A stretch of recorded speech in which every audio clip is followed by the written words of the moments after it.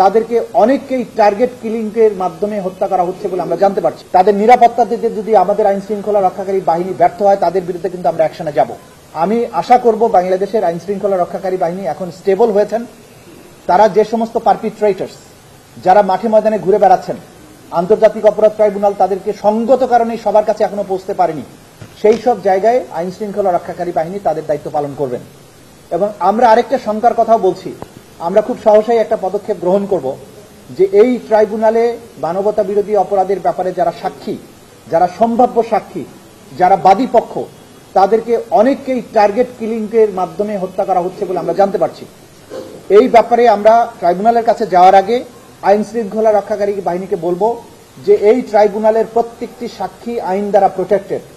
সম্ভাব্য কোনো সাক্ষীকে target killing করা, তাদেরকে সামাজিকভাবে হেয় করা, তাদের নিরাপত্তা দিতে যদি আমাদের আইন শৃঙ্খলা রক্ষাকারী বাহিনী ব্যর্থ হয়, তাদের বিরুদ্ধে কিন্তু আমরা অ্যাকশনে যাব। 25 বছরের ওয়ারেন্টিযুক্ত দীর্ঘস্থায়ী দরজা প্রোটেক্টর, আধুনিক ও মজবুত দরজা। আমরা ক্লিয়ার মেসেজ দিচ্ছি, যারা এই জুলাই আগস্টের গণহত্যা সহ মানবতা বিরোধী অপরাধের সাক্ষী, প্রত্যেকটা সাক্ষীর নিরাপত্তা নিশ্চিত করা রাষ্ট্রের প্রত্যেকটা বাহিনীর দায়িত্ব, গোয়েন্দা সংস্থা সহ।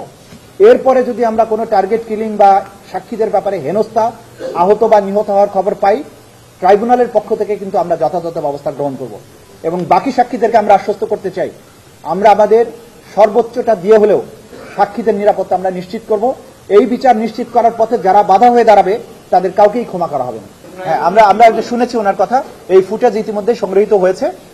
উনি যেহেতু বলতে চেয়েছেন, আমরা বলার সুযোগ দিয়েছি, সেই ফুটেজগুলো সংগ্রহ হয়েছে।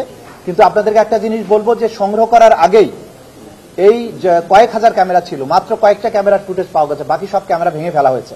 এরপরেও আমরা ব্যাখ্যা চাইবো তাদের কাছে যে কখন কিভাবে এটা ভেঙে ফেলা হয়েছে, সেটা আমরা সংগ্রহ করার প্রক্রিয়ার মধ্যে আছি। কিন্তু যতটুকু ফুটেজ পাওয়া গিয়েছিল সেটা ইতিমধ্যেই তদন্ত সংস্থার হাতে আছে।